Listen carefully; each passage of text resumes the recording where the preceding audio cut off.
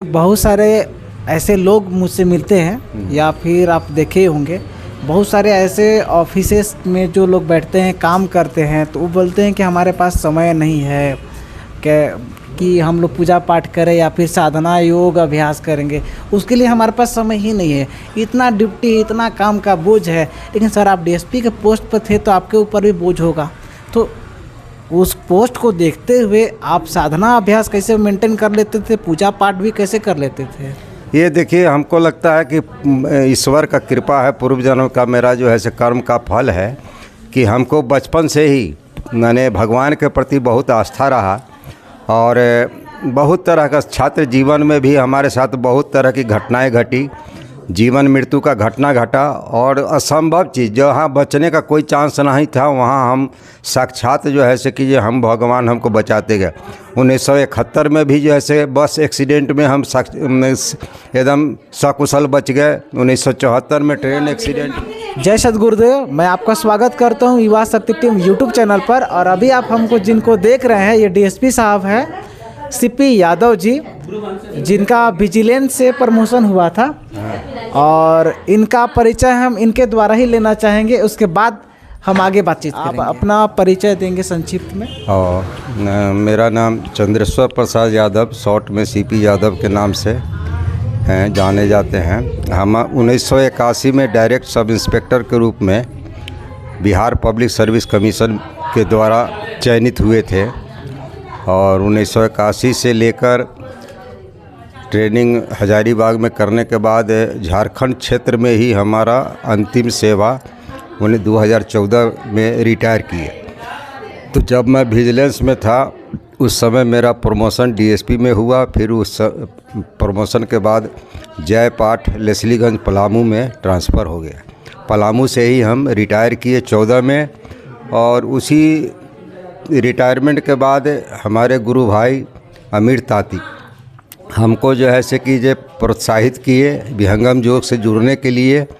ये हमारे यहाँ एक हमारे घर पर पहुँचे तो ये जो बात जब बताने लगे तो हमको जो है से उसी समय जैसे सीधे मेरी आत्मा में जो है से सारा बात जो है से ये हो गया, उतर गया और हम तैयार हुए कि हाँ हम जुड़ेंगे। तो ये जो है से कि स्वामी जी का प्रोग्राम था उस समय हरमू मैदान में, तो वहीं पर गए, इन्होंने स्वामी जी का दर्शन करवाए तो हम पति पत्नी दोनों जो है से मिल गए और स्वामी जी ही हम लोग को उपदेश दिए सामूहिक रूप से। तब से इससे जुड़े रहे।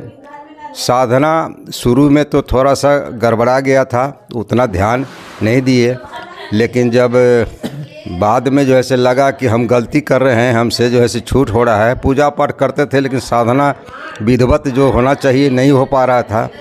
इसके बाद जो है से कि वहाँ 21,000 जन्म कुंडली ये हवन यज्ञ का जो है से कुंड का जो है से यज्ञ हुआ था 17 में। उस समय वही गुरु भाई और परिवार के साथ हम बहुत सारे लोग गए थे। वहाँ से आने के बाद हमको बहुत ज़्यादा प्रेरणा मिला, बहुत ज़्यादा अंदर से उत्साह मिला, आत्मबल मिला। आने के बाद तब से विधिवत हम साधन जो है करना शुरू कर दिए। साधना के दौरान बहुत तरह का अनुभव प्राप्त हुआ, बहुत तरह का आने समस्याएं भी बहुत आई। आने के बावजूद भी जो है से कि सब स्वामी जी के कृपा से जो है से कि ये सुलझते चला गया।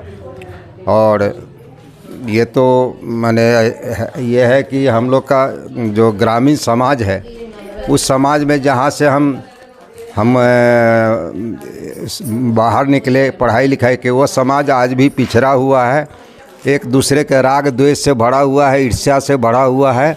कोई किसी को आगे जो है से कि बढ़ने नहीं देखना चाहता है। फिर भी जो है से जब हम सर्विस किए, सर्विस के दौरान जो है से कि जे हमारा संपर्क गांव से टूट गया और रांची का माने झारखंड में रहे रांची का जो है से वातावरण हमको शांत प्रिय लगा। यहाँ के लोगों का सच्चाई लगा, ईमानदारी लगा, हमको अच्छा लगा। तो यहीं पर हम अपने आप को सेटल कर लिए और यहीं जो है से तब से हम रहे और अभी तक यहीं पर हैं। रह गया अनुभव की बात तो बहुत अच्छे अनुभव मिला, बहुत विकट स्थिति से गुजरे, लेकिन सब स्वामी जी की कृपा से जो है सब निकलते चला गया। और बीच बीच में ऐसा भी जो है से देखने को मिला, असंभव काम संभव होते गया, सब माने अच्छा हुआ जैसे कि। और अभी भी हमको लग रहा है कि जो है से स्वामी जी साक्षात जो है मेरे ऊपर नज़र रखे हुए हैं। जब भी हमको मन में किसी तरह का जो है से बात ये होता है, कोई इस तरह का समस्या का जो ऐसी होता है, तो हम स्वामी जी को याद करते हैं। तो निश्चित रूप से स्वामी जी जो है से कीजिए कोई ना कोई मार्गदर्शन करते रहते हैं, जिससे हमारा जो है शांति से समय कट रहा है जी। सर एक सवाल था आपसे कि जैसे बहुत सारे ऐसे लोग मुझसे मिलते हैं या फिर आप देखे होंगे, बहुत सारे ऐसे ऑफिसेस में जो लोग बैठते हैं काम करते हैं, तो वो बोलते हैं कि हमारे पास समय नहीं है कि हम लोग पूजा पाठ करें या फिर साधना योग अभ्यास करेंगे, उसके लिए हमारे पास समय ही नहीं है, इतना ड्यूटी इतना काम का बोझ है। लेकिन सर आप डीएसपी के पोस्ट पर थे तो आपके ऊपर भी बोझ होगा, तो उस पोस्ट को देखते हुए आप साधना अभ्यास कैसे मेंटेन कर लेते थे, पूजा पाठ भी कैसे कर लेते थे? ये देखिए, हमको लगता है कि ईश्वर का कृपा है, पूर्व जन्म का मेरा जो है से कर्म का फल है कि हमको बचपन से ही मैंने भगवान के प्रति बहुत आस्था रहा। और बहुत तरह का छात्र जीवन में भी हमारे साथ बहुत तरह की घटनाएं घटी, जीवन मृत्यु का घटना घटा, और असंभव चीज़ जहाँ बचने का कोई चांस नहीं था वहाँ हम साक्षात जो है से कि हम भगवान हमको बचाते गए। 1971 में भी जो है से बस एक्सीडेंट में हम एकदम सकुशल बच गए। 1974 में ट्रेन एक्सीडेंट नासिक में हुआ था, वहाँ भी बच गए। इसके बाद जो है से बहुत तरह की घटना होती गई, यहाँ तक कि हम पुलिस विभाग में सर्विस कर रहे थे। वर्ष 1993 में रांची जिला के सिल्ली थाना अंतर्गत बनता हजाम में कुछ अपराधियों के साथ हमारा मैंने ये हो गया। वो अपराधी मेरे ऊपर जैसे 4 बम मारा, प्रहार किया। बम मेरे पीठ पर लगा, कमर पर लगा, लेकिन वहाँ से गेंद की तरह उछल के दूर में जाके फटा। मोटरसाइकिल, बुलेट मोटरसाइकिल के ले गार्ड में फटा, मेरे रिवॉल्वर के बैरल पर फटा। चारों बम फटा, लेकिन हमको शारीरिक रूप से कोई तरह का क्षति नहीं हुआ। इससे मेरा क्या हुआ कि ईश्वर के प्रति जो है से बहुत ही विश्वास जो है से कि आगाध होते चला गया। और मैं तब से आस्तिक पूर्ण रूप से बचपन से ही, और बिना पूजा पाठ के नहीं। हाँ, यह बात सही है कि मैं बहुत व्यस्त लाइफ रहा, बहुत व्यस्त लाइफ। चूँकि थाना प्रभारी, डायरेक्ट थाना प्रभारी में हमारी पदस्थापना हुई, तब से लेकर कम उम्र से ही मैं जवाबदेही को संभालने लगा। सोने का हमको वक्त नहीं मिलता था, चलते फिरते कहीं आधा घंटा, 15 मिनट, 20 मिनट ऐसे ही करते रहा। और इस तरह से जो है से कि 20 बरस 25 बरस तक हम अपना जो है से लाइफ को बिताए। फिर प्रमोशन हुआ, तो प्रमोशन के बाद जो है से कि विशेष शाखा में हमारा 8 बरस तक पोस्टिंग हुआ है ना, तो उसमें जो है से कि जो टाइम मिला। इस तरह से हम चाहे कुछ भी रहा, लेकिन हम बिना पूजा किए हुए, ऐसा है कि हम दाना मुंह में दाना नहीं डाले आज तक जीवन में, बिना पूजा किए हुए हम दाना नहीं खाए। अब तो सदगुरुदेव भगवान की कृपा है, अब तो जो है से कि सब रास्ता सुगम हो गया, रास्ता सब कुछ अति हो गया। और रह गया बात कि समय नहीं मिलता है, ये इच्छा शक्ति की कमी है। यह जो है बहाना एक माने नास्तिक लोगों का है, ये बहाना एक माने कायर लोगों का है। जो आदमी के अंदर भावना, भगवान के प्रति भावना सही रहेगा, वो तो चलते फिरते उसका जो है से समय मिलते जाएगा। ये गलत बात है कि समय नहीं मिलता। इस संसार में समय किसको मिलता है? संसार में सब जगह दुख भरा हुआ है, सुख है कहाँ? लेकिन जो है आदमी सुख भोगने के जो आदत है, वो इसलिए उसको जैसे दिक्कत हो रहा है। लेकिन हर जगह संघर्ष है। नौकरी में भी ऊपर वाले नीचे वाले को प्रेशर देते हैं, नीचे वाले समस्या पैदा करते हैं। सबको एडजस्ट करना है, नेता है, पब्लिक है, क्रिमिनल है, अपराधी है। लेकिन जो है से भगवान की कृपा से आप हर जगह देखिए, हम तो सब इंस्पेक्टर में बहाल हुए, मेरा सर्विस रिकॉर्ड ठीक था, टाइमली हमारा इंस्पेक्टर में प्रमोशन हो गया, मेरा सर्विस रिकॉर्ड ठीक था, मेरा डीएसपी में प्रमोशन हो गया। हमने एक ही चीज़ देखा कि ईमानदारी, सच्चाई, ये चीज़ का हम पालन किया। हमने जाना कि जो है कि सच्चाई में ईश्वर वास करते हैं, honesty is the best policy, इसी पर चले। हालांकि इसके लिए हमको जो है से ऊपर वाले कुछ गलत स्वभाव के पदाधिकारी थे, बहुत टॉर्चर किए। नीचे वाले भी हमारे सहयोगी जो गलत विचारधारा के थे वो भी समस्या पैदा किए। लेकिन फिर भी भगवान के ऊपर भरोसा रख के हम अपना कर्मा को बढ़ाते चले गए और बढ़ाते बढ़ाते जो है से अंत में जैसे सम्मानित ढंग से हम रिटायर कर गए। रिटायर करने के बाद हम जो है से सदगुरुदेव के सेवा में लगे हुए हैं और जो है से अपना नियमानुकूल जो है से भजन करते हैं। ऐसा नहीं है कि समस्या नहीं है मेरे पास, सो नहीं, समस्या हमारे पास बहुत सारा है। वह समस्या अगर किसी संसारी लोगों को हम बतावे तो उस आदमी का दिमाग फट जाएगा, इतना जारी समस्या है। भगवान का कृपा मेरे ऊपर बहुत है। हम तो खुद जो है से डीएसपी से रिटायर किए। मेरे दोनों लड़का को मैंने जो है से कि ईमानदारी से पढ़ाया लिखाया, दोनों ऑल इंडिया का कंपटीशन कंप्लीट करके बैंक सर्विस में बैंक अफसर बना, है ना। भगवान ने सब कुछ दिया, सदगुरुदेव ने सब कुछ दिया, जो मांगे वही मिला। लेकिन सवाल है कि जो ऐसे कि अब तो जो हुई है वही जो राम रचि राखा, कोकड़ी तर्क बढ़ावई साका। अब आदमी का सद्बुद्धि और कुबुद्धि दो तरह की बात है। जब आदमी का सद्बुद्धि अगर बिगड़ जाए तो जो है कुछ न कुछ समस्या पैदा होगा। लेकिन अब हमारा उस तरफ ध्यान नहीं है। अब सांसारिकता से मेरा जो है 90% मोह भंग हो चुका है। अब हम जान रहे हैं कि जहाँ से आए हैं वहीं फिर वापस जाना है और जब वापस जाने के लिए सद्गुरु के सिवा दूसरा कोई उपाय नहीं है। विहंगम योग विहंगम मार्ग के सिवा दूसरा कोई उपाय नहीं है। इसी में हम लगे हुए हैं। जी, बहुत बहुत धन्यवाद सर, आपने अपना अनुभव शेयर किया और हमें भी बहुत आपसे मोटिवेशन मिला। और सच कहूँ तो मुझे ऐसा लगता है कि बड़े लोगों से ही हम लोगों को सीखना चाहिए। और हमेशा आज सत्संग जिसमें हम लोग बैठे थे वहाँ पर उसी भवन का ही मतलब कोई दादी जी थी, वो आए थे।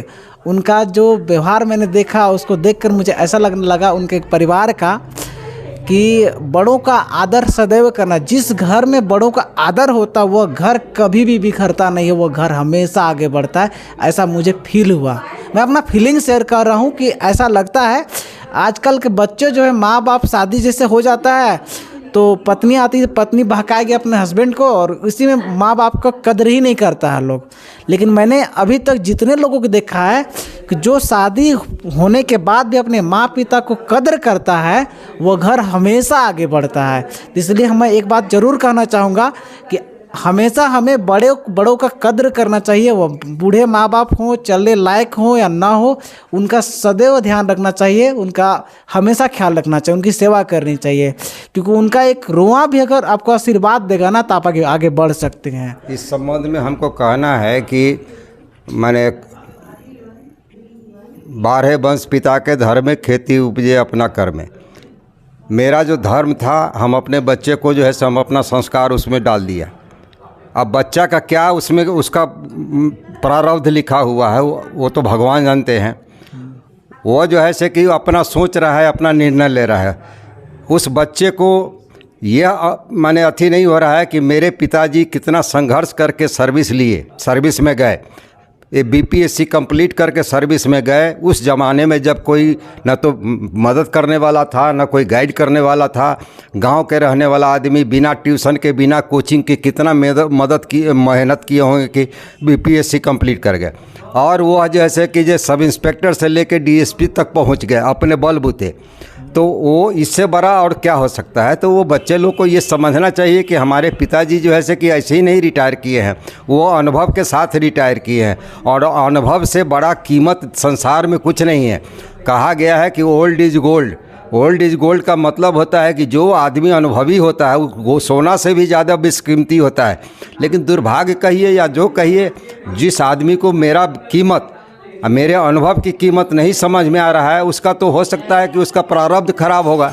लेकिन हमसे जो भी मार्गदर्शन मांगा और जो भी मार्गदर्शन लिया, मैंने जिसके पीठ पर हाथ रख दिया आज करोड़पति है वो आदमी। आज फैक्ट्री का मालिक है, 50 गो स्टाफ उसके हैं।